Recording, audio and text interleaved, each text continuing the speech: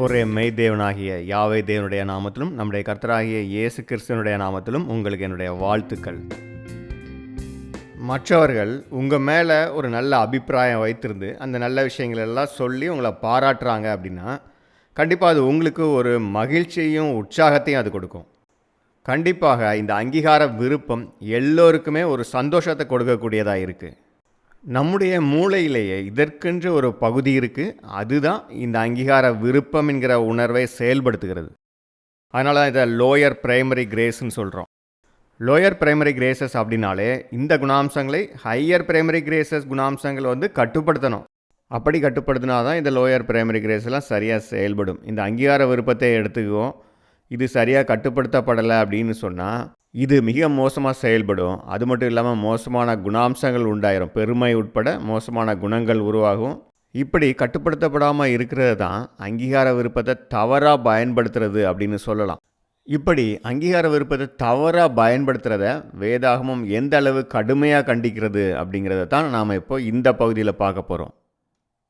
Lower primary கிரேசஸில் self எஸ்டீமுக்கு அடுத்ததாக இந்த ஆப்ரபேட்டிவ்னஸ் character இருக்குது. செல்ஃப் எஸ்டீமே போலவே தான் இந்த குணாம்சங்கள் சரியான ஒரு கட்டுப்பாட்டில் இல்லைன்னா மிதமிஞ்சி போகிறதுக்கான நிறைய வாய்ப்புகள் இருக்குது. இந்த அங்கீகார விருப்பங்கிறது அப்படிப்பட்ட ஒரு உணர்வாக இருக்குது. எல்லாருக்குமே இருக்கக்கூடிய, எல்லாரும் அதிக விரும்பக்கூடிய ஒரு தன்மை. அதனால் இந்த விருப்பம் மிக வேகமாக அளவுக்கு மீறிய ஆசையாக வளர்கிறதுக்கு நிறைய வாய்ப்பு இருக்குது. அதற்கு பிறகு மற்றவர்கள் நம்மை அங்கீகரிக்கணும், பாராட்டணும் அப்படிங்கிற அந்த ஆசையே நம்முடைய செயல், பேச்சு, சிந்தனைகள் இதையெல்லாம் கட்டுப்படுத்த ஆரம்பிச்சிடும். இது நம்மை கட்டுப்படுத்துகிறது அப்படின்னா எப்படி அப்படின்னா, இப்போ நம்ம சிலர் பாராட்டுறாங்க, புகழ்கிறாங்க அப்படின்னா அந்த புகழ்ச்சியெல்லாம் இவங்க அதிகமாக விரும்ப ஆரம்பிக்கும்போது இவர்களுக்குள்ள பெருமையான எண்ணங்கள்லாம் வர ஆரம்பித்து மற்றவர்கள் எல்லோருமே தன்னை இன்னும் அதிகமாக புகழணும் அப்படிங்கிறதுக்காகவே ஒவ்வொரு காரியத்தையும் செய்ய ஆரம்பிப்பாங்க. அப்படி அந்த புகழ்ச்சிக்காக அந்த நோக்கத்தோடைய ஒவ்வொரு வேலையும் செய்ய ஆரம்பிச்சிருவாங்க. ஆக இதைத்தான் அங்கீகார விருப்பம் நம்மை கட்டுப்படுத்த ஆரம்பிக்குது அப்படிங்கிறோம். ஆனால் எப்பொழுதுமே லோயர் பிரைமரி கிரேசஸ் நம்மை கட்டுப்படுத்தக்கூடாது. நம்முடைய செயல்கள், சிந்தனைகள் எல்லாம் கட்டுப்படுத்தக்கூடாது. மற்ற குணாம்சங்களை கட்டுப்படுத்தக்கூடாது. இந்த ஹையர் பிரைமரி கிரேசஸில் உள்ள 7 குணாம்சங்கள் இருக்கு இல்லையா, இந்த உன்னதமான குணாம்சங்கள் தான் லோயர் பிரைமரி கிரேஸை கட்டுப்படுத்தணும். அப்படி கட்டுப்படுத்தும் போது தான் இந்த லோயர் பிரைமரி கிரேசஸ் ஒரு சரியான குணாம்சமாக இருக்கும். அடுத்ததாக செகண்டரி, ஒரு நல்ல அருமையான செகண்டரி கிரேசஸை உருவாக்கும். ஹையர் பிரைமரி கிரேசஸ் சொல்லி விசுவாசம், நம்பிக்கை, சுய கட்டுப்பாடு, பொறுமை, தேவபக்தி, சகோதர அன்பு, தியாக அன்பு அப்படின்னு நம்ம பார்த்தோம் இல்லையா. இந்த 7 குணாம்சங்களும் தான் இந்த அப்ரபேட்டிவ்னஸ், செல்ஃப் எஸ்டீம் இவைகளை கட்டுப்படுத்தணும். அப்படி இவைகளை சரியாக கட்டுப்படுத்தலைன்னா நமக்கு இந்த அங்கீகார விருப்பங்கிறது அதிகப்படியாக போயிடலாம். அப்போ என்ன ஆயிரும், மற்றவர்கள் நம்மை பற்றி உயர்வாக நினைக்கணும் அப்படிங்கிறதுக்காகவே நம்ம தேவையில்லாமல் அங்கே முன்னிலைப்படுத்திக்கிறது அல்லது நம்மை மிக உயர்வாக காட்டிக்கிறது, இந்த மாதிரி காரியங்களை செய்ய ஆரம்பிச்சிருவோம். இப்படி மற்றவங்க நம்ம உயர்வாக நினைக்கணும், நம்மளை பாராட்டணும், இப்படியெல்லாம் அளவு கடங்காத ஒரு ஆசை உருவாகிரும். அதே நேரத்தில் நம்ம செல்ஃப் எஸ்டீமோட இது இணைந்த ஒரு குணாம்சம்னு பார்த்தோம் இல்லையா. 2 இரட்டை பிறவிகள் மாதிரி இந்த செல்ஃப் எஸ்டீம், சுய மதிப்பீடுன்னு சொல்கிறோம் இல்லையா, அந்த சுய மதிப்பீடோட இணைந்த ஒன்று இது. அது எப்படி செயல்படுதோ அதே போல் இங்கேயும் இருக்கும்னு பார்க்குறோம். அதாவது சுய மதிப்பீடு நம்ம அதிகமாக பண்ணுறோம் அப்படின்னாலும் அதுவும் லோயர் பிரைமரி கிரேஸ் தான் இல்லையா. அப்போ இந்த சுய மதிப்பீடும் சரியான ஒரு கட்டுப்பாட்டில் இருக்கணும். சுய மதிப்பீடு அதிகமாக போகும்போது, மிஞ்சி போகும்போது நம்மை பற்றி மிக உயர்வாக நினைக்க ஆரம்பிப்போம். அப்படி நம்மை பற்றி நாம் உயர்வாக நினைக்கும் போதே மற்றவர்களும் நம்மை பற்றி அதே மாதிரி அந்த அளவு உயர்வாக நினைக்கணும் அப்படிங்கிற ஒரு எண்ணமும், அவர்கள் அதற்கான ஒரு மரியாதையை கொடுக்கணும் அப்படிங்கிற ஒரு அங்கீகார விருப்பம் அங்கே வந்துடும். அப்போது இந்த சுய மதிப்பீடுக்கும் அங்கீகார விருப்பத்துக்குமான தொடர்பு இழுத்துறது. சுய மதிப்பீடு மிஞ்சி போகும்போது அதனால் இந்த அங்கீகார விருப்பமும் மிஞ்சியதாக தான் இருக்கும், எதிர்பார்ப்பும் அதிகமாகிடுது. அப்போது நம்மை பற்றியே நம்ம உயர்வாக மதிக்கிறோம், மற்றவர்களும் அப்படி மதிக்கணும்னு நினைக்கிறோம், மற்றவங்ககிட்ட இருந்து மிக ஒரு உயர்ந்த மரியாதையை எதிர்பார்க்குறோம். இது எல்லாம் தான் பெருமையான எண்ணம் அப்படின்னு பார்க்குறோம். அப்போது இந்த பெருமைங்கிற மோசமான குணம் இதன் மூலமாக அங்கே உருவாயிருது. இதுதான் தேவனுக்கு விரோதமான ஒரு மோசமான குணாம்சம் ஆகுது. தேவன் எதிர்க்கிற ஒரு குணாம்சம் இதுதான். பொதுவாக இதை உலக மக்கள்கிட்ட நம்ம அதிகமாக பார்க்கலாம். அவங்களுக்கு சரியாக சுய மதிப்பீடு பண்ண தெரியாது. அவங்கள பற்றி அவங்களுக்கே தெரியாது. தங்களை பற்றி ரொம்ப உயர்வாக நினச்சிக்கிட்டு இருப்பாங்க. அதே மாதிரி மற்றவங்ககிட்ட இருந்து மரியாதையும் அதிகமாக எதிர்பார்ப்பாங்க. இந்த மாதிரி காரியங்களால் பெருமை, வீண் ஜம்பம், மற்றவங்களோட தங்களை உயர்த்தி காட்டிக்கிறது அல்லது அனாவசியமாக ஆடம்பரமாக நடந்துக்கிறது, ஸோ இந்த மாதிரி காரியங்களுக்கெல்லாம் வழி நடத்திட்டு போகும். இது மற்ற குணாம்சங்களையும் அவர்களுடைய செயல்பாடுகள் எல்லாவற்றையுமே கெடுக்கக்கூடியதாக இருக்கும். ஆனால் நம்முடைய சத்திய சகோதரர்களிடத்திலும் கூட இந்த குணாம்சம் மிஞ்சி போகிறதுக்கு, மோசமாக போகிறதுக்கு நிறையா வாய்ப்புகள் இருக்குது. அதுவும் குறிப்பாக இங்கே தலைவர்களாக இருக்கக்கூடியவங்களுக்கு இந்த ஆபத்து அதிகம். சத்திய ஊழியம் பண்ணிக்கிட்டு அல்லது அமைப்புகளுடைய தலைவர்களாக இருக்கிறவங்க, இப்படிப்பட்டவங்களுக்கு இந்த அங்கீகார விருப்பம் ஒரு கண்ணியாக தான் இருக்குது. ஏன்னா அவங்களுக்கு இந்த அங்கீகார விருப்பம் அளவுக்கு அதிகமாக போக நிறைய வாய்ப்புகள் இருக்குது. அதனால் இங்கே முக்கியமாக இந்த தலைவர்கள் மிகுந்த கவனம் உள்ளவங்களாக இருக்கணும். அதே போல் தான் அதிக அளவு சத்தியங்களை படிக்கிறவங்க, ஊழியம் செய்கிறவங்க, இவங்களும் அதிக கவனம் உள்ளவங்களாக இருக்கணும். ஏன்னா இவங்ககிட்ட அதிகமாக இது வர்றதுக்கான வாய்ப்பு இருக்குது. அப்போது அவங்க தங்களை அதிகமாக கவனிச்சுக்கிட்டே இருக்கணும். அதிகமாக மனத்தாழ்மை என்கிற குணாம்சத்தை வளர்த்து கொள்ளணும். ஏன்னா நாம் தேவனுடைய காரியத்தை செய்யும்போது, சத்திய காரியத்துக்காக ஊழியம் செய்யும்போது, தேவன் எல்லா விதத்திலும் நமக்கு உதவி செய்து ஒவ்வொரு காரியத்தையும் அவர் நடத்தி கொடுக்குறாரு. அப்போ நம்ம மிகச்சரியாக மற்றவங்களுக்கு இந்த சத்தியத்தை கொடுக்கறது, தேவனுடைய பிள்ளைகளை வழி நடத்துறது, இதெல்லாம் நாம் மிகச்சரியாக செய்து கொண்டு வரும்போது, நான் தேவனுடைய ஊழியத்தை மிக சிறப்பாக செஞ்சுட்டு வர்றேன், அதனால் இதை போல் வேறு எந்த சகோதரர்களாலும் செய்ய முடியாது அப்படிங்கிற ஒரு பெருமையான எண்ணத்தை அது கொண்டு வரலாம். நமக்கு உண்மையிலே அந்த தகுதி இல்லாமல் இருக்கலாம், தேவனுடைய கிருபையெல்லாம் எல்லாம் நடந்துட்டு வரலாம். அப்போ நம்ம இந்த இடத்துல கவனமாக இருக்கணும். இந்த மாதிரி எண்ணங்கள் வந்துருச்சு அப்படின்னா அது சிலருக்கு இயல்பாகவே இந்த காரியத்தில் பலகீனமாக இருக்கிறவங்க, மற்றவங்க புகழும்போது சந்தோஷப்பட்டுக்கிட்டு இருக்கிறவங்க அல்லது அந்த மாதிரி காரியங்களை அதிகமாக விரும்புகிறவங்க, இப்படிப்பட்ட பலகீனம் இருந்துச்சுன்னா அப்போ இவங்க அதை அதிகமாக விரும்ப ஆரம்பிப்பாங்க. அப்போ அவங்க எண்ணங்கள்லாம் அப்படி மாற ஆரம்பிச்சிடும். அப்படிப்பட்டவர்கள் பெருமையான எண்ணத்தில் அளவுக்கு அதிகமாக அங்கீகாரத்தை விரும்புகிறாங்க அப்படிங்கிறது எப்படி தெரியும்னா, அவங்கள சுற்றி இருக்கக்கூடிய சகோதரர்கள் எல்லாருமே நம்ம பிரதரை போல் உண்டா, நம்ம பிரதரை போல் அருமையாக பிரசங்கம் பண்ண யாரால் முடியும், யாரால் இப்படி ஊழியம் பண்ண முடியும், இப்படியெல்லாம் புகழ்ந்து பேச ஆரம்பிச்சிருவாங்க. அப்போ சுற்றி இருக்கிறவங்கெல்லாம் திரும்ப திரும்ப இதையே புகழ்ச்சியாக சொல்லிகிட்டு இருக்காங்கன்னா, கேட்டுக்கொண்டு இருக்கிற அந்த சகோதரருக்கு அங்கீகாரத்தின் மேலே, புகழ்ச்சியின் மேலே அதிக விருப்பம் இருக்குது அப்படிங்கிறது தான் இது காட்டுது. ஏன்னா அவருக்கு அப்படி விருப்பம் இருக்கிறதுனால தான் சுற்றி இருக்கிறவங்க இப்படி புகழ்ந்துக்கிட்டு இருக்கும்போது அதை அனுமதித்து கொண்டு தொடர்ந்து அதை கேட்டுக்கொண்டு இருக்கிறார்.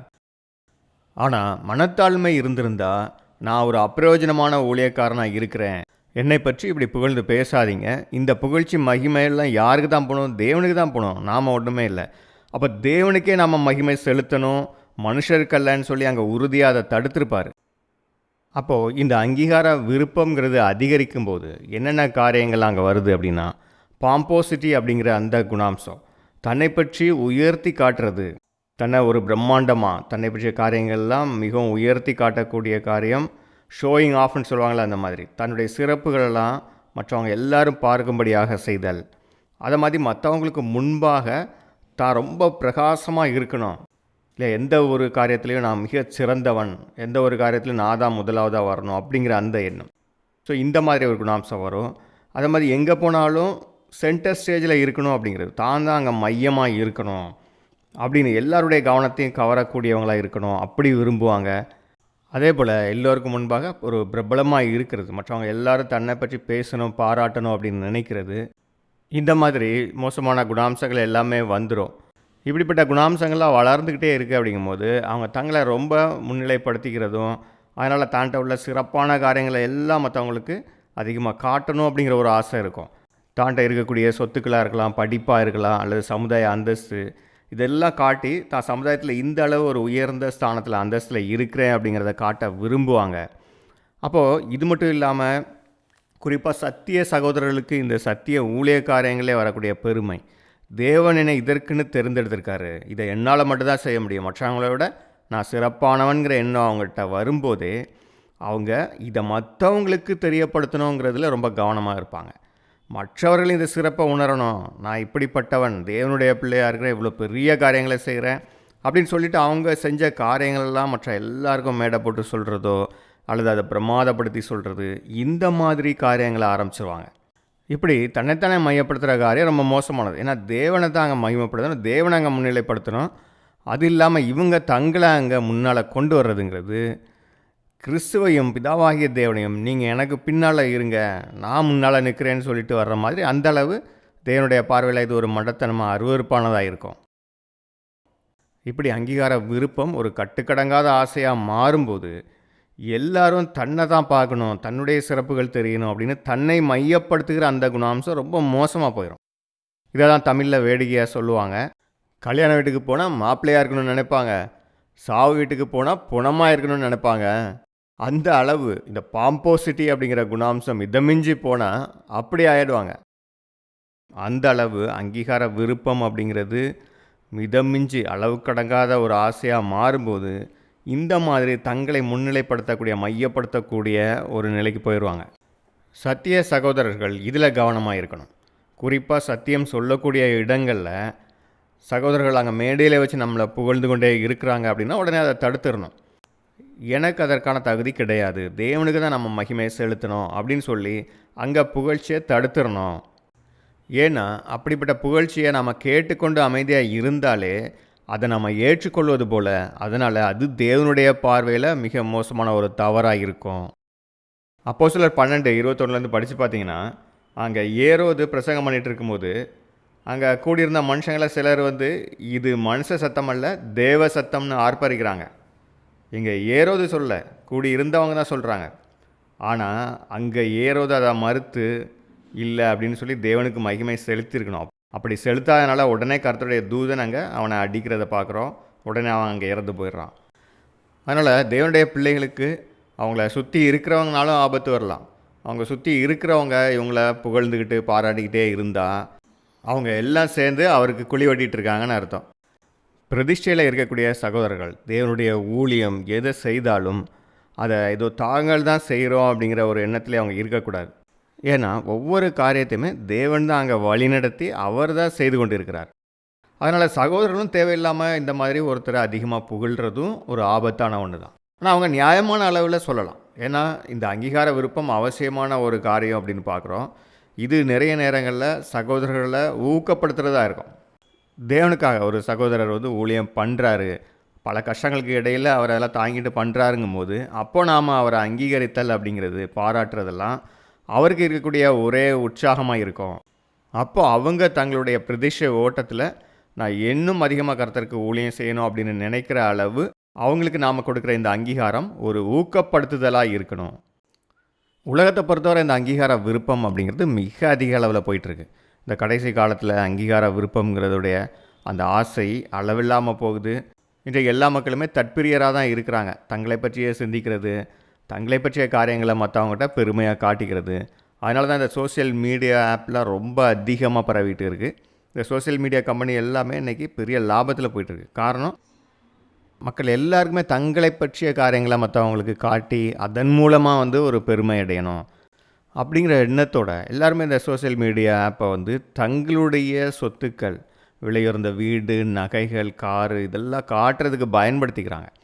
இதன் மூலமாக மற்றவங்க தங்களை மிகப்பெரிய அளவில் மதிப்பிடுவாங்க அப்படிங்கிற அந்த ஒரு பெருமையினால் இதை செய்கிறாங்க. ஆனால் இன்றைக்கு உலகத்தில் இல்லாதவங்க தான் ரொம்ப அதிகம். கஷ்டப்படுறவங்க இதெல்லாம் பார்க்கும்போது நமக்கு இல்லையே அப்படிங்கிற ஒரு ஏக்கம் அவங்களுக்கு வரும். அதனால் இதெல்லாமே ஒரு தவறான விஷயங்கள் தான். தேவனுடைய பிள்ளைகளை பொறுத்தவரையில் இது முற்றிலுமாக தேவையில்லாத ஒரு விஷயம். அப்போ இந்த அங்கீகார விருப்பம் அப்படிங்கிறது மிஞ்சி வளர்ந்துடாமல் நம்ம ரொம்ப கவனமாக பார்த்துக்கணும். இந்த அங்கீகார விருப்பம் அளவுக்கு மிஞ்சி வர்றதுனால இன்னொரு பிரச்சனையும் உண்டு. இந்த அங்கீகார விருப்பத்தை அதிகமாக ஒருத்தங்க வளர்த்துக்கிட்டாங்க அப்படின்னா மற்றவங்க இவங்கள பாராட்டும் போது, இவங்களை பற்றி நல்ல அபிப்பிராயங்களை சொல்லும்போதெல்லாம் நல்லா தான் இருக்கும். அவங்கள கேட்டுக்கிட்டு ரொம்ப சந்தோஷமாக இருப்பாங்க. ஆனால் இதை அவங்க கொடுக்கல அப்படின்னு சொன்னால் அதுக்கு ரொம்ப கஷ்டப்படுவாங்க. ஏன்னா இந்த அங்கீகார விருப்பத்தில் ரொம்ப சென்சிட்டிவாக ஆயிடுவாங்க. அப்போ என்ன ஆயிரும், இவங்களை யாரும் மதிக்கலை அப்படின்னாலோ அல்லது இவங்களுக்கு யாரும் போதுமான அளவு ஒரு கவனத்தை கொடுக்கல, இவங்களை பற்றி ஒரு நல்ல அபிப்பிராயம் சொல்லலை அல்லது பாராட்டலை, இப்படியெல்லாம் செய்யும்போது அது இவங்கள ரொம்ப பாதிக்கும் இல்லையா? இவங்க இருதயம் அதுக்கு பழகியிருக்கும். அந்த பாராட்டிக்கிட்டே இருக்கும்போது அதை கேட்டு கேட்டு கேட்டு அப்படி பழகியிருப்பாங்க. சில அரசியல்வாதிகள்லாம் பார்க்கலாம், மேடையில் உட்காந்து தங்களை பற்றி புகழ்ச்சியாக பேசுகிறத கேட்டு ரசிச்சுக்கிட்டே இருப்பாங்க. அப்போ யாராவது இவங்கள ரொம்ப பாராட்டலை, புகழலை அப்படின்னு சொன்னால் அது இவங்களுக்கு எரிச்சலையும் கோபத்தையும் உண்டு பண்ணும். அப்போ அவன் புகழலை அப்படின்னாலே தனக்கு எதிரானவன்கிற ஒரு நிலையில் இருப்பாங்க. அந்த மாதிரி ஆகிடும். அப்போ இந்த அங்கீகார விருப்பம் என்ன பண்ணும்? இதை எதிர்பார்த்துக்கிட்டே இருக்கும். அங்கே அது கொடுக்கப்படலை அப்படிங்கும்போது அது ரொம்ப ஒரு மன அழுத்தத்தையும் எரிச்சல் கோபத்தெல்லாம் கொடுக்கும், அல்லது ஒரு மனக்கவலையை, ஒரு உற்சாகமே இல்லாமல் போயிடும். அந்த மகிழ்ச்சிங்கிறது இல்லாமல் போயிடும். இது குடும்பத்திலனாலும் சரி, வெளியினாலும் சரி அப்படி தான். அந்த அங்கீகாரம் கொடுக்கப்படலை அப்படிங்கும்போது அது கணவன் மனைவிகிட்ட கூட அப்படி தான். அந்த அங்கீகாரம் கொடுக்கல அப்படிங்கிறதுனாலே இவங்களுக்கு அது ஒரு வருத்தத்தையும் அப்புறம் அது வெறுப்பையும் கொடுக்கும். இதனாலேயே அந்த உறவுகளே பாதிக்கப்பட்டுரும். அங்கே மகிழ்ச்சி இல்லாமல் போகும். அப்போ அந்த உறவுகளே பாதிக்கப்பட்டுரும். அப்போ மற்றவங்களுக்கு கொடுக்க வேண்டிய அங்கீகாரத்தை நம்ம கண்டிப்பாக கொடுக்கணும். நம்மகிட்ட நியாயமான அளவு அங்கீகார விருப்பம் இருக்கலாம், அது பேலன்ஸ்டாக இருக்கணும் அப்படிங்கிறது தான் முக்கியம். உலகத்தில் பொதுவாக எந்த அமைப்புடைய தலைவர்கள் இவங்களெல்லாம் பார்த்தோன்னா அவங்க இந்த மிகைப்படுத்தப்பட்ட அங்கீகார விருப்பத்துடைய மோசமான விளைவுக்கு போயிருப்பாங்க. அவங்க எல்லா இடத்துலையும் தங்களை முன்னிலைப்படுத்திக்கிட்டு தான் தான் சென்டர் ஸ்டேஜில் இருக்கணும் அப்படிங்கிற ஒரு மனநிலையில் தான் இருப்பாங்க. அப்போது இப்படி மிகைப்படுத்தப்பட்ட அங்கீகார விருப்பம் எந்த அளவு பாதிப்பை ஏற்படுத்துது? நம்மகிட்ட இந்த அங்கீகார விருப்பம் அதிகமாக வரும்போதே நாம் அதுக்கு அளவுக்கு அதிகமான ஒரு முக்கியத்துவத்தை கொடுக்குறோம். இந்த அங்கீகார விருப்பம் நம்ம கட்டுப்படுத்த ஆரம்பிச்சிடும். நம்முடைய மேன்மையான குணங்கள் இந்த அங்கீகார விருப்பத்தை கட்டுப்படுத்தணும். ஆனால் அது நம்மை கட்டுப்படுத்த ஆரம்பிக்குது அப்படின்னா நம்முடைய சிந்தனைகள், செயல்கள் எல்லாவற்றிலையும் அதோடைய பாதிப்பு இருக்கும். அதாவது நம்ம ஒரு வேலையை செய்கிறோம் அப்படின்னு சொன்னால் தேவனுடைய நாமம் மகிமைப்படுறதுக்காக அந்த வேலையை செய்யணும். சத்தியத்தை எல்லாருக்கும் கொடுக்குறோன்னா இந்த சத்தியம் எல்லாருக்கும் போய் சேரணும். யார் யாருக்கெல்லாம் தேவையோ அவங்களுக்கு போய் சேரணும், அவங்களுக்கு பிரயோஜனமாக இருக்கணும் அப்படிங்கிற ஒரு எண்ணத்தோடு அதை செய்யணும். அதுதான் பிரதானமான நோக்கமாக இருக்கணும். நம்மை மறைத்து கொண்டு நம்ம தேவனுடைய வேலைக்கு அங்கே முக்கியத்துவம் கொடுத்து அதை மிகச்சரியாக செய்யணும். ஆனால் இந்த அங்கீகார விருப்பம் கட்டுக்கடங்காமல் போகும்போது மற்றவர்களுடைய பாராட்டு, மரியாதை இதுக்கெல்லாம் பழகி போயிட்டோம் அப்படின்னா நம்ம இந்த விஷயத்தில் ரொம்ப சென்சிட்டிவாக ஆயிடுவோம். அப்போ என்ன ஆயிரும்? மற்றவங்க நமக்கு ஒரு பாராட்டையோ புகழையோ கொடுக்கல, அல்லது நம்மை பற்றி ஒரு நல்ல அபிப்பிராயம் வைக்கலை அப்படிங்கிறதே நம்மளை ரொம்ப பாதிக்கும். நம்முடைய வேலைகளில் கவனம் செலுத்த முடியாது. நம்ம செய்கிற வேலைகள் திருப்தி இல்லை அப்படின்னு சொல்லிட்டாங்க, அல்லது ஏதோ தவறு இருக்குது அப்படின்னு சொல்லிட்டாங்கன்னா அது நம்ம வேலைகளே பாதிக்க ஆரம்பிச்சிடும். ஏன்னா நம்ம என்ன தப்பு பண்ணியிருக்கோம் அப்படின்னு பார்க்குறதுக்கு பதிலாக நமக்கு எதிராக சொன்னவங்க, நம்மை அங்கீகரிக்கலை அப்படிங்கிறவங்களுக்கு எதிராக ஏதாவது சொல்லணும். அவங்க சொல்கிற தப்பு, நான் தான் சரி அப்படிங்கிறத நிரூபிக்கணுங்கிற அந்த மோட்டிவ் அதிகமாக இருக்கும். அப்போது அதுக்காக அவங்க அதிக முயற்சிகளை எடுத்துக்கிடுவாங்க. தங்களுடைய காரியங்கள் தான் சரி அப்படின்னு நிரூபிக்கிறதுக்காக தங்களை உயர்த்தி காட்டிக்கொள்கிறதோ, அல்லது இந்த முயற்சியில் தவறான கருத்துக்களை கூட அவங்க சொல்ல ஆரம்பிச்சிருவாங்க. எப்படியாவது தான் தான் சரிங்கிறத நிரூபிக்கணும் அப்படிங்கிறதுக்காக அந்த முயற்சியிலே அங்கே பல தவறுகள், அடுத்தடுத்த தவறுகளை செய்ய ஆரம்பிச்சிருவாங்க. தங்களை பற்றி நல்ல விதமாக பேசக்கூடியவங்க, புகழக்கூடியவங்க இவங்களே அதிகமாக சேர்த்துக்கிட்டு அவங்களுக்கு ஆதரவான காரியங்களை செய்கிறது, அல்லது மற்றவர்களை தங்களை விட்டு விலக்கிறது. இப்படி செய்கிறது மூலமாக அங்கே சகோதரர்களுக்குள்ளே ஒரு பிரிவுகள்லாம் உண்டாக ஆரம்பிச்சிடும். ஆக இப்படிப்பட்ட தலைவர்களும் அவர்களை துதிப்பாடிக்கிட்டு இருக்கிற கூட்டமும் உருவாகும்போது அங்கே தான் அந்த மாதிரி பிரிவுகள் உண்டாகுது. நான் பவுலை சேர்ந்தவன், அப்பல்லவை சேர்ந்தவன் சொல்லி அங்கே சீஷர்கள் காலத்திலே உருவாச்சு இல்லையா? இப்படி ஒரு தலைவர்களை பிடிச்சிக்கிட்டு அங்கே தனித்தனியாக ஒவ்வொரு குரூப்பாக உருவாக ஆரம்பிச்சிடும். இப்படி இந்த அங்கீகார விருப்பம் என்பது எந்த அளவு மோசமான விளைவுகளை ஏற்படுத்துகிறது அப்படிங்கிறத பார்த்தோம். நீங்கள் சரித்திரத்தில் கூட இதற்கான பல எடுத்துக்காட்டுகளை பார்க்கலாம். சரித்திரத்தில் பல பேரரசர்கள், ராஜாக்கள்லாம் பல யுத்தங்களை பண்ணியிருக்காங்க, பல படுகொலைகள்லாம் நடந்திருக்கு. இதுக்கு எல்லாம் அடிப்படை காரணமாக இந்த அங்கீகார விருப்பம் இருந்திருக்கு. அதாவது இந்த அங்கீகார விருப்பத்தினால் மட்டுமே பல யுத்தங்கள் நடந்திருக்கு. பொதுவாக பல யுத்தங்கள் கொள்ளையடிக்கிறதுக்காகவே நடந்திருக்கும், அல்லது ஒரு பகை உணர்ச்சினால் நடந்திருக்கும். ஆனாலும் பெரும்பாலான யுத்தங்கள் மற்ற நாடை பிடிக்கணும், தன்னுடைய நாடை பெருசாகணும், தான் ஒரு பெரிய பேரரசை அமைக்கணும், தன்னுடைய புகழ் உலகமெங்கும் பரவணும், இந்த காரியத்துக்காகவே பல யுத்தங்கள் நடந்திருக்கு. சரித்திரத்தில் பார்த்தோம் அப்படின்னு சொன்னால் பாபிலோன் ராஜா நெபுகாத்நேசாராக இருந்தாலும் சரி தான், Cyrus, Alexander, Hannibal, Caesar, Attilas, Genghis Khan, இது மாதிரி நெப்போலியன், முசோலினி, ஹிட்லர் இவங்க எல்லாருமே அங்கீகார விருப்பத்தில் ஒரு கட்டுக்கடங்காத ஆசை இருந்தது. தங்களை பற்றி உயர்வான எண்ணமும் புகழ் அடைய வேண்டும் என்கிற ஒரு வெறியும் இருந்தது. அப்போது அதனால் எவ்வளவு பெரிய அழிவுகள் ஏற்படுது பாருங்கள். இவர்களுடைய யுத்தத்தால் எத்தனை கோடி மக்கள் அங்கே இறந்திருப்பாங்க. இந்த யுத்தத்தால் எவ்வளவு பொருட்சேதம், எத்தனையோ குடும்பங்கள் அங்கே அழிக்கப்பட்டிருக்கோம், எத்தனையோ செழிப்பான வயல் நிலங்கள் இதெல்லாம் அங்கே அழிக்கப்பட்டிருக்கோம். இதுக்கெல்லாம் அடிப்படை காரணம் தான் இந்த தேசங்களெல்லாம் ஜெயித்து ஒரு பெரிய பேரரசன் அப்படின்னு பெயர் வாங்கணும் அப்படிங்கிற ஒரு எண்ணம் தான். இல்லையா? அலெக்சாண்டர்லாம் பார்த்தோன்னா எவ்வளோ தூரம் எத்தனையோ நாடுகளை அங்கே பிடிக்கிறாரு, யுத்தங்கள் அழிவுகள்லாம் நடத்திட்டு தான் வர்றாரு. இதற்கு எல்லாமே அடிப்படையான காரணம் என்ன? அவர்கிட்ட இருக்கக்கூடிய அந்த ஆசை. நான் எல்லா ராஜாக்களை விட பெரிய வீரன், பெரிய பேரரசன் அப்படிங்கிற பேரை வாங்கணும், மிகப்பெரிய ஒரு பேரரசை அமைக்கணும், பூமி முழுவதையுமே எல்லா தேசங்களையும் பிடிக்கணும், அப்படி ஒரு ஆசை இருந்ததுனால தான் அங்கே மிகப்பெரிய யுத்தங்களை நடத்துகிறாருன்னு பார்க்குறோம். நெப்போலியன், முசோலினி, ஹிட்லர் இவங்க எல்லாருமே அப்படி தான். அவங்க மிகப்பெரிய யுத்தங்களை ஆரம்பிக்கிறாங்க அப்படின்னு சொன்னால் அவங்களுக்கு தங்களை பற்றிய ஒரு மேலான எண்ணம் இருக்குது. அப்போ என்னால் மிகப்பெரிய ஒரு சாம்ராஜ்யத்தை ஏற்படுத்த முடியும், அப்படி ஏற்படுத்தி வரலாற்றில் பெயர் வாங்கணும் அப்படிங்கிற ஒரு அதிகப்படியான ஒரு விருப்பம் அவங்ககிட்ட இருந்தது. அது எந்தளவு இருந்ததுன்னா, இந்த மிகப்பெரிய யுத்தங்களால் எவ்வளோ மக்கள் இறந்து போகிறாங்க, அவங்க தேச மக்களே இறந்து போயிருப்பாங்க. அவர்களுடைய போர் வீரர்கள், அவங்களுக்கு உண்மையாக இருக்கக்கூடிய அந்த போர் வீரர்கள்லாம் எத்தனை பேர் அங்கே இறந்து போயிருப்பாங்க.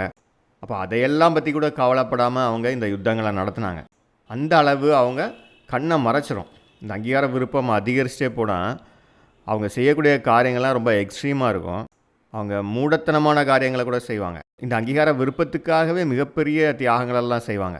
வேதாகமத்திலையும் இதற்கான எடுத்துக்காட்டுகளாக நிறைய பேர் இருக்கிறாங்க. அபிமலைக்கு, அப்சலோம், ஏரோது. அப்சலோம்லாம் அங்கே தன்னுடைய தகப்பனுக்கு எதிராகவே எழும்பி வர்றார். தான் ஒரு பெரிய ஆளாகணும், பெரிய ராஜாவாகணும் அப்படிங்கிறதுக்காக. 2 சாமுவேல் 15:1-5 வரை படித்து பாருங்கள். இதற்கு பின்பு அப்சலோம் ரதங்களையும் குதிரைகளையும் தனக்கு முன் ஓட 50 சேவகரையும் சம்பாதித்தான்.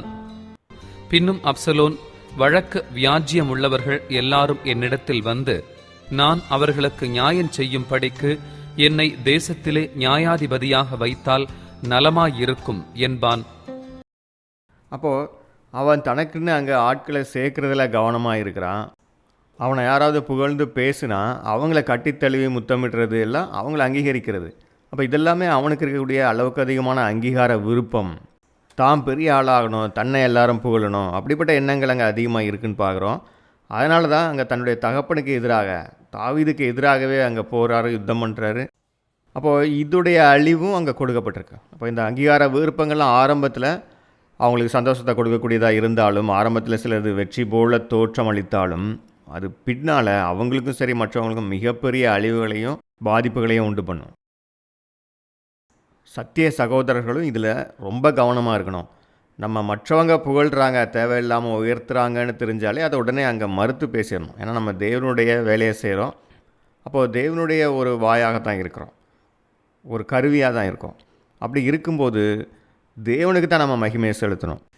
வேதாகமத்தில் ஏரோது விஷயத்தில் பார்க்குறோம். ஏரோது இல்லை, அங்கே சுற்றி இருக்கிறவங்க தான் அவனை ரொம்ப புகழ்ந்து உயர்த்தி பேசுகிறாங்க. ஆனால் அந்த இடத்துல அவர் அதை மறுத்து, இல்லை தேவனுக்கு தான் மகிமை அப்படின்னு தேவனுக்கு மகிமையை கொடுத்துருக்கணும். அப்படி கொடுக்காதனால உடனடியாக அங்கே தண்டனை வர்றதை பார்க்குறோம். ஆனால் ஒவ்வொரு சகோதரர்களுடைய வாழ்க்கையிலையும் இப்படி உடனே தண்டனை வந்துடும் அப்படின்னு நம்ம எதிர்பார்த்துட்டு இருக்கக்கூடாது. இங்கே வெளிப்படையாக ஒரு பாடமாக கொடுக்கப்பட்டிருக்கு. ஆனால் ஒவ்வொரு சகோதரர்களுக்கும் இந்த மாதிரியான ஒரு தண்டனையோ பாதிப்புகளோ படிப்படியாக வந்துக்கிட்டு இருக்கலாம், அல்லது அது அவங்களுக்கு தெரியாமலே நடந்துகிட்டு இருக்கோம். இவங்க செய்யக்கூடிய வேலைகள்லாம் பாதிக்கப்படும். தேவனுடைய ஊழியம் எல்லாருக்கும் பிரயோஜனம் உள்ளதாக நடந்துகிட்டு இருக்க வேண்டியது, இவங்க செய்யக்கூடிய காரியங்களே அங்கே ஊழியத்தை தடை பண்ணுறதா இருக்கும், அல்லது எல்லாருக்கும் போய் சேராது. அப்போது இவங்க தேவனுடைய ஊழியத்தை செய்கிறதுக்கு தகுதி இல்லாதவங்களா ஆயிடுவாங்க. அது மட்டும் இல்லாமல் இவர்களுடைய குணாம்சங்களே அங்கே கொஞ்சம் கொஞ்சமாக கெட்டு போயிட்டுருக்கோம். இந்த மிகப்படுத்தி அங்கீகார விருப்பத்தினால் வரக்கூடிய மோசமான குணாம்சங்கள்லாம் அங்கே வந்துக்கிட்டு இருக்கோம். அப்போ இது எல்லாமே சேர்ந்து அவர்களை அவர்களுடைய அழைப்பில் இருந்து, ஓட்டத்தில் இருந்து வீழ்ச்சி அடைய செய்யும். இப்போ அடுத்து வேதாகமம் எப்படி இந்த மிகைப்படுத்தப்பட்ட அங்கீகார விருப்பத்தையும் அதை சார்ந்த மோசமான குணாம்சங்களையும் எப்படி கண்டிக்கிறது அப்படிங்கிறத பற்றி நாம் பார்க்கலாம். வேதாகமத்தில் பெருமைக்கு அடுத்தபடியாக இந்த லோயர் பிரைமரி கிரேசஸில் இந்த எக்ஸாஜுரேட்டட் அப்ரபேட்டிவ்னஸை தான் அதிகமாக கண்டிக்கிறது. குறிப்பாக இயேசு கிறிஸ்து மிக அதிகமாக இந்த மாதிரி காரியங்களை கண்டிக்கிறார். மத்தேயு 6:1. அப்போ இங்கே இயேசு கிறிஸ்து நாம் மற்றவங்களுக்கு தர்மம் செய்கிறோம் அப்படின்னா அதை வெளிப்படையாக மனுஷர் பார்க்குற மாதிரி செய்யாதீங்கிறாரு. அப்போது நாம் செய்யக்கூடிய ஒவ்வொரு உதவிகளும் கூட அது நல்ல எண்ணத்தால் வந்ததாக இருக்கணும். அது மற்றவங்க பார்க்கணும், எல்லாரும் நம்மை பற்றி நல்ல விதமாக நினைக்கணுங்கிறதுக்காக செய்யக்கூடியதாக இருக்கக்கூடாது. அப்படி செஞ்சால் நம்முடைய குணாம்சங்களை நாம் வீழ்ந்து கொண்டிருக்கோன்னு அர்த்தம்.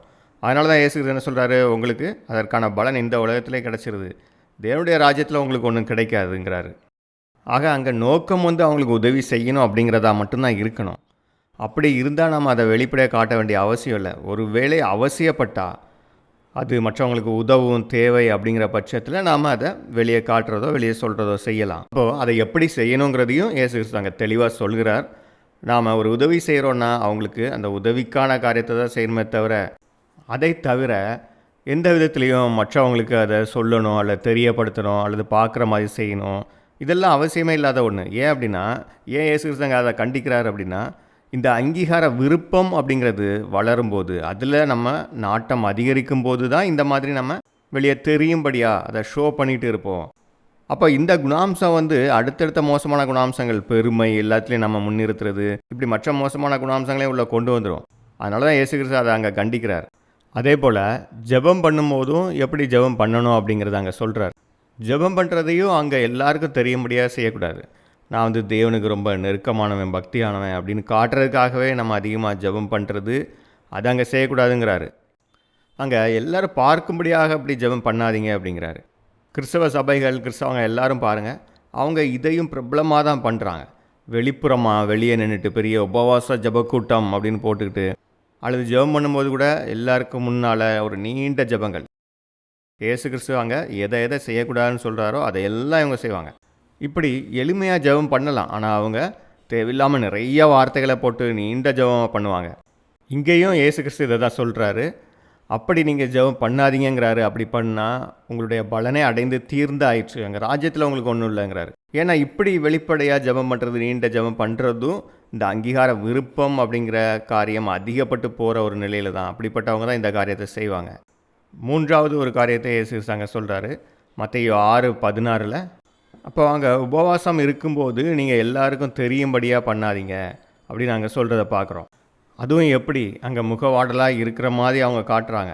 அப்படி செய்யக்கூடாது, ஏன்னா அங்கே ஒரு மாய்மாலம் வந்துடுது இல்லையா? அப்போது இன்றைக்கும் அப்படி தான் இயேசு கிறிஸ்து நமக்கு இங்கே என்ன சொல்கிறாரு, நம்ம வந்து உபவாசம் இருக்கிறத பற்றி மட்டும் தான் சொல்கிறாரான்னா அப்படி இல்லை. நம்ம வந்து இன்றைக்கு கூட தேவனுக்காக நம்ம சாக்ரிஃபைஸ் பண்ணுறோம் இல்லையா? தேவனுடைய ஊழியத்துக்காக ஒரு காரியத்தை நம்மை பலி செய்கிறோம். நம்முடைய நேரத்தையோ பணத்தையோ ஏதாவது ஒரு காரியத்தை பலி செய்து தேவனுக்காக ஊழியம் பண்ணுறவங்கும் போது அந்த விஷயங்கள் அதை நம்ம ரொம்ப கஷ்டப்பட்டு பண்ணியிருக்கலாம். எப்படி இருந்தாலும் அதை வந்து நம்ம ஒரு முக்கியமான விஷயமாக மற்றவங்ககிட்ட எல்லாம் சொல்லணும் அப்படின்னு அவசியம் இல்லை.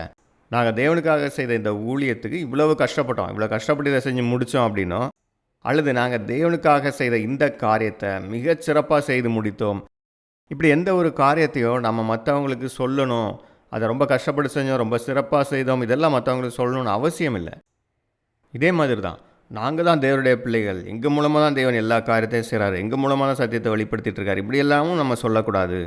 ஏன் அப்படின்னா, நாம் தேவனுடைய கையில் ஒரு சின்ன கருவியாக இருக்கோம். இந்த வாய்ப்பை தேவன் கொடுத்ததே ஒரு பெரிய பாக்கியமாக இருக்குது. அதனால் நாங்கள் தான் இங்கே தேவனுடைய முக்கியமான ஆட்கள் அப்படின்னு சொல்லும்போது, அப்படி யாராவது ஒருத்தங்க சொன்னாலே அவங்க உண்மையிலேயே அங்கே தேவனுடைய பிள்ளைகளாக இல்லை, அதிலேருந்து விழுந்துட்டாங்கன்னு தான் அர்த்தம். ஏன்னா தேவனுடைய பிள்ளைகளாக இருக்கிறவங்க தங்களை அங்கே மறைத்து கொண்டு இருப்பாங்க. அவங்க எவ்வளோ ஊழியம் எவ்வளோ கஷ்டப்பட்டு செய்தாலும் அங்கே ரொம்ப அமைதியாக இருப்பாங்க. அதை இயேசு கிறிஸ்து ரொம்ப தெளிவாக சொல்லிட்டாரு. நீங்கள் உபவாசம் இருக்கிறத அங்கே முகவாடலாக காட்டிக்கிறது, அப்படியெல்லாம் நீங்கள் செய்யும்போது அதோடைய பலன் இங்கே உங்களுக்கு என்ன கிடைக்கணுமோ அது கிடச்சிரும். தேவனுடைய ராஜ்யத்தில் ஒன்றும் கிடையாதுன்னு சொல்லிட்டாரு. ஏன்னா நமக்கு செய்யக்கூடிய ஒவ்வொரு காரியங்களும் தேவனுக்கு மகிமை உண்டாக்கக்கூடியதாக தான் இருக்கணும், மனுஷங்களுக்கு அல்ல அப்படிங்கிறது ஏற்கனவே நம்ம பார்த்துருக்கோம். அப்போ நம்ம செய்யக்கூடிய காரியங்கள் எல்லாம் தேவனை நோக்கி மக்களை கொண்டு போகிறதா இருக்கணும். அந்த இடத்துல நம்ம முன்னிலைப்படுத்தக்கூடாது. அப்படி இல்லாமல் இவங்க தங்களை பற்றி அங்கே பேசுகிறாங்க, தங்களுடைய வேலைகளை பற்றி பேசுகிறாங்க அப்படின்னாலே இது மிதமிஞ்சிய அங்கீகார விருப்பத்தினால் வருது. அப்படிங்கும்போது இந்த மிதமிஞ்சிய அங்கீகார விருப்பங்கிறது என்ன அப்படின்னு நம்ம ஆராய்ந்து பார்த்தால் இதுவும் ஒரு வகையில் சுயநலமான ஒரு காரியம்தான்.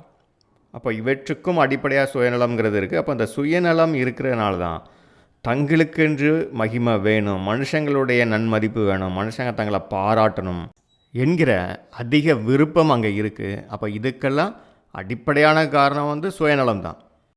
மனிதர்கள்ட்ட இருந்து வரக்கூடிய பெருமையான காரியங்கள், புகழான காரியங்களை நாம் விரும்பக்கூடாது. அப்படிப்பட்ட ஒரு விருப்பத்தை இயேசு கிறிஸ்து கண்டனம் பண்ணுகிறார். யோவான் 5:44.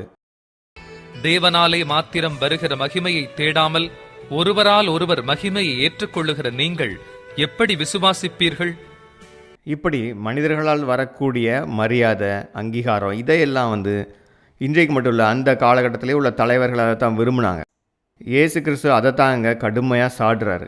பரிசேயர் சதுசேயர்லாம் எப்படி நடந்து கொள்கிறாங்க அப்படிங்கிறத சொல்லி, அதுபோல் நீங்கள் நடந்து கொள்ளாதீர்கள்னு சீஷர்கள்ட்ட சொல்கிறார். அதுதான் இன்றைக்கி பார்த்தா கூட தேவனுடைய பிள்ளைகள் சத்தியத்தை படிக்கிறோன்னு சொல்கிறவங்ககிட்ட கூட தலைவர்கள் எப்படிப்பட்டவங்களாக இருக்கிறாங்க அப்படின்னா, இந்த மனிதர்கள் மூலமாக வரக்கூடிய அங்கீகாரத்தை, மகிமையை ரொம்ப விரும்புகிறாங்க. தேவன்கிட்டருந்து வரக்கூடிய மகிமையை தான் நம்ம விரும்பணும். மத்தேயு 23 முழுவதுமே நீங்கள் படித்து பார்த்தீங்கன்னா, அங்கே இயேசு கிறிஸ்து அன்றைக்கு பரிசேயர் சதுசேயர் எப்படியெல்லாம் இருந்தாங்க, எப்படி இருக்கக்கூடாதுன்னு சொல்லி அங்கே கண்டிக்கிறத பற்றி பார்க்கலாம். இயேசு கிறிஸ்து சொல்கிறத வச்சு பார்க்கும்போது, அன்றைக்கும் தலைவர்கள் அப்படி தான் இருந்திருக்கிறாங்க. அவர்களுடைய வஸ்திர தொங்கல்களெல்லாம் நீளமாக்கி தனித்து காட்டுறாங்களாம். அதாவது சபை சாதாரண மக்களை விட நாங்கள் மேன்மையானவர்கள் அப்படின்னு சொல்லி அதற்கேற்றாற்போல் அந்த ஆடையிலேயே வித்தியாசத்தை காட்டுறாங்க. அதே போல் எங்கேயுமே முன்னணியில் இருக்கணும்னு பார்க்குறாங்க. எந்த இடத்துக்கு போனாலும் அவங்க மேடைகளில் இருக்கணும், இல்லை முன்னால் உட்காந்துருக்கணும். அதை இயேசு அங்கே சொல்கிறாரு. விருந்துகள்லையோ அல்லது ஜெப ஆலயங்கள்லையோ முதன்மையான இடங்களில் உட்காந்துருக்கணும்னு விரும்புகிறாங்க.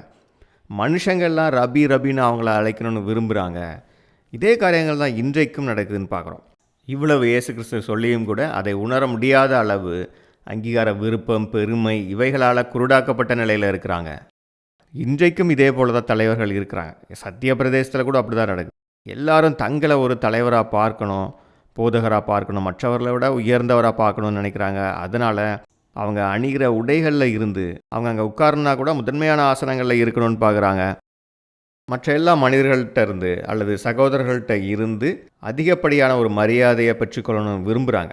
முக்கியமாக தங்களை வித்தியாசப்படுத்தி காட்டிக்கிறாங்க. நான் உன்னை மாதிரி இல்லை, நான் ஸ்பெஷல், நான் உனக்கெல்லாம் தலைவனாக இருக்கிறேன், உன்னை விட மேம்பட்டவனாக இருக்கிறேன் அப்படிங்கிறத அங்கே காட்டுறதுல அவங்க ரொம்ப கவனமாக இருக்கிறாங்க. இதைத்தான் இயேசு கிறிஸ்து அங்கே கடுமையாக சாடுகிறார். இதே போலவே பரிசுத்த பேதுருவும் யோவான் 12:42-43 இதை பற்றி சொல்கிறார். அவர்கள் தேவனால் வருகிற மகிமையிலும் மனுஷரால் வருகிற மகிமையை அதிகமாய் விரும்பினார்கள். ஆக இந்த மத்தேயு 23 இயேசு கிறிஸ்து அந்த அளவு பரிசேயர் சதுசேயர் இவங்களெல்லாம் கடுமையாக சாடுறார். அப்போது இந்த மிதமிஞ்சிய அங்கீகார விருப்பம் அப்படிங்கிறது எந்த அளவு ஒரு பாவமான காரியம் அப்படிங்கிறத இதன் மூலமாக நாம் புரிந்து கொள்ள முடியுது. இந்த தன்னைத்தானே உயர்த்தி கொள்ளுகிற, பெருமைப்படுகிற இந்த குணம்லாம் தேவனுக்கு அருவருப்பானது அப்படின்னு பார்க்குறோம். ஏன் அப்படின்னு சொன்னால், இது எப்படிப்பட்ட ஒரு காரியமாக இருக்குன்னா, நாம் தேவனுடைய மகா வல்லமை, அவருடைய ஞானம், அவருடைய நீதி, அவருடைய அன்பு, இந்த காரியங்களை நாம் மற்ற எல்லா மக்களுக்கும் அங்கே வெளிப்படுத்தி காட்டணும். நம்ம சத்தியத்தை கொடுக்கறது மூலமாக அங்கே தேவன் மகிமைப்படணும். இந்த எல்லா உலக மக்களுக்கு முன்னாலும் தேவன் மகிமைப்படணும். அப்படி நம்முடைய வேலைகள் இருக்கணும். அதுதான் நம்ம இங்கே மறைச்சிக்கிட்டு இந்த சத்தியத்தை நம்ம கொடுக்கணும் அப்படிங்கிறது. ஆனால் இப்படி தங்களை உயர்த்தி கொள்கிறவங்க அல்லது தங்களுடைய சபையை, தங்களுடைய ஊழியத்தை பற்றி பெருமையாக பேசிகிட்டு இருக்கிறவங்க என்ன செய்கிறாங்கன்னா, இவங்க கிறிஸ்துவையும் தேவனையும் இவங்களுக்கு பின்னால் போக சொல்லிவிட்டு இவங்க போய் ஸ்டேஜில் மக்களுக்கு முன்னால் நிற்கிறாங்க. இவங்க தங்களை முன்னிலைப்படுத்துகிறாங்க. அப்போ இது எந்த அளவு ஒரு அருவருப்பான ஒன்றாக இருக்குது. தேவன் மகிமைப்பட வேண்டிய அந்த இடத்துல இவங்க தங்களை கொண்டு போய் நிறுத்துகிறாங்க. இவங்க தங்களுடைய ஊழியத்தை பற்றியோ தங்களுடைய சபையை பற்றியோ அங்கே பெருமையாக பேசினாலும் சரி, அல்லது மக்கள் அங்கே சபையில் உள்ளவங்க பேசினாலும் சரி, இவங்க கேட்டுட்டு இருந்தாலும் அதோடைய அர்த்தம் இதுதான். இவங்க தங்களை அந்த இடத்துல கொண்டு போய் வைக்கிறாங்க. அங்கே தேவன் நாமம் மகிமைப்படுறதுக்கு பதிலாக இவங்க தேவனுடைய நாமத்தை சொல்லிக்கிட்டு, ஆனால் இவங்க தங்களே அங்கே மகிமைப்படுத்துறதுக்கான காரியங்களை செய்கிறதுக்கு இவங்க முன்னால் போய் நிற்கிறது. அப்போது தேவனுடைய பார்வையில் இது அருவருப்பான ஒன்றாக இருக்கும். அதனால தான் இது அந்தளவு தவறான காரியம்னு பார்க்குறோம். ஆக இப்படி இந்த ஆப்ரபேட்டிவ்னஸ் அப்படிங்கிற இந்த குணாம்சம் சரியாக கட்டுப்படுத்தப்படலைன்னா அது எந்த அளவு ஒரு பாவமான ஒரு காரியமாகிடுது. அதனால தான் அங்கே இயேசு கிறிஸ்து அந்தளவு அதை கண்டனம் பண்ணுறாரு அப்படிங்கிறத பார்த்தோம். அப்போது இந்த காரியத்தில் நம்ம ரொம்ப கவனமாக இருக்கணும் அப்படிங்கிறத தெரிஞ்சுக்கிட்டோம். ஏன்னா இந்த ஆப்ரபேட்டிவ்னஸ் அப்படிங்கிறது மிகைப்படுத்தப்படும் போது, அளவுக்கு அதிகமாக போகும்போது அது பெரிய ஒரு தீமையான காரியமாகிடுது. நாம் இதோட தொடர்ச்சியாக அங்கீகார விருப்பம் என்கிற அந்த குணாம்சத்தை நாம் எப்படி கட்டுப்படுத்துறது, அது எப்படி செயல்படுகிறது அப்படிங்கிறத பற்றியும், அதை எப்படி விருத்தி செய்யலாம், அதில் இருந்து நமக்கு கிடைக்கக்கூடிய நல்ல செகண்டரி கிரேசஸ் என்னென்ன, இந்த காரியங்களெல்லாம் நம்ம அடுத்த பகுதியில் பார்க்கலாம். தேவன் தாமே நமக்கு பரிசுத்த ஆவியை கொடுத்து இந்த குணாம்சங்களை சரியானபடி வளர்த்து கொள்ள உதவி செய்வாராக. ஆமென்.